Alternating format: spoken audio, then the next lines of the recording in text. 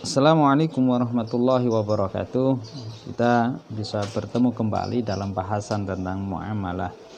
Bersyukur bahwa keilmuan kita senantiasa Allah tambah dengan senantiasa kita menuntut ilmu walaupun dengan cara yang seperti ini melalui online ya. Nah, apa yang menjadi penting pada kesempatan ini adalah bahasan mengenai hak kepemilikan.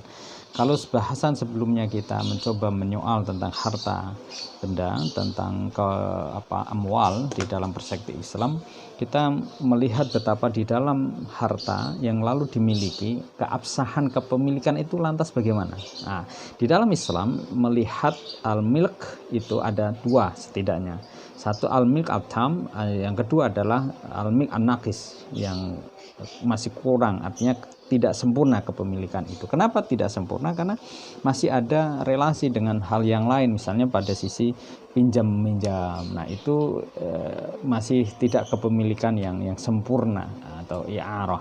Ada yang kemudian karena faktor ijarah, sewa menyewa, ada karena persoalan wasiah dalam pengambilan kemanfaatan ataupun di dalam ibahah pembolehan penggunaan, tapi ini lalu tidak berkorelasi dengan kepemilikan. Hal-hal demikian ini menjadi penting untuk kita lihat betapa kemudian al-milk at-tam itu dicirikan dengan sesuatu yang dimiliki secara langsung ya, kemanfaatannya bisa lebih sempurna, bahkan juga pemiliknya tidak terbatas oleh waktu. Sedangkan pada sisi an-naqis itu ada sisi-sisi yang berbeda. Di antaranya misalnya al-milk al-ain ya, itu kepemilikan atas materinya saja. Ada al-milk al-manfa'ah, diambil kepemilikannya karena diambil manfaatnya. Nah, inilah kenapa kemudian di dalam bahasan persoalan al-milk kepemilikan itu bisa dicirikan antara yang tam sempurna ataupun yang naqis karena batasan waktu. Nah, unsur kepemilikan yang lain adalah pada unsur kepemilikan dalam Islam yang bersifat public property misalnya, yakni milik yang oleh banyak orang. Ada kepemilikan yang bersifat private atau individual dan kepemilikan yang bersifat kepemerintahan ataupun negara. Nah, ini menjadi penting di dalam kerangka kita memahami bahwa banyak faktor yang bisa menjadikan pengembangan atau bahkan peralihan dari properti atau kepemilikan di dalam perspektif Islam. Salah satunya adalah karena bekerja. Bekerja ini mengandung makna, misalnya ada seorang yang menghidupkan tanah yang mati, yaitu ihya'ul mawat. Ini bisa menjadi kepemilikan. Yang kedua karena misalnya dia ijarah ya, menyewa atau musakat ya, atau bahkan mudorobah. Ini bisa karena unsur di situ ada bekerja. Nah, pengembangan yang lain dari kepemilikan adalah pewarisan. Jadi kalau ada orang lalu mewariskan harta bendanya, maka kepemilikan itu pun menjadi beralih dari sang ayah kepada anak, atau sebaliknya ada seorang yang kemudian menghibahkan dari barangnya kepada orang lain. Bisa juga karena adanya pemberian harta negara ya untuk rakyatnya, itu juga bisa beralih kepada kepemilikan.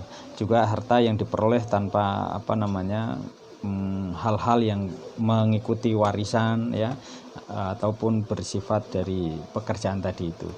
Nah, sahabat yang berbahagia, kita mencoba untuk melihat betapa ruang yang berbeda antara Islam dengan yang tidak di dalam persoalan kepemilikan ini.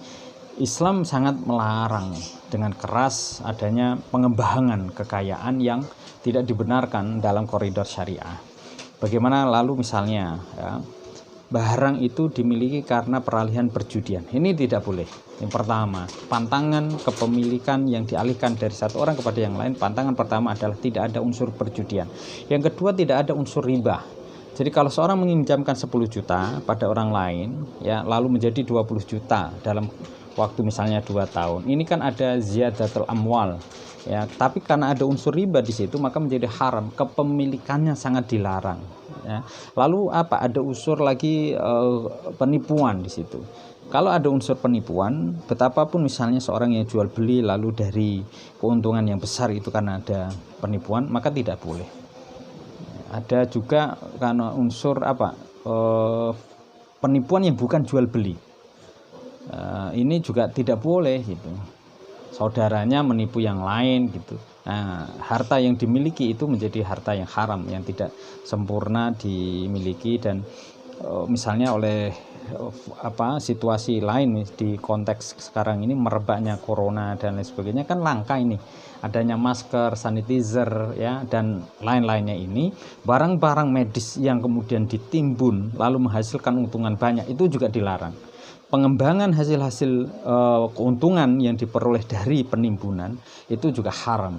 Karena itu biasanya harta-harta yang diperoleh dengan cara yang tidak tepat, yang dilarang oleh syariah, baik judi, penimbunan, penipuan dan lain sebagainya, biasanya kurang berkah, cepat rusak, dan justru kemudian menjadikan ketidakmanfaatan. Di sisi yang lain, kita juga di dalam ajaran Islam dianjurkan untuk proses peralihan distribusi itu juga tepat.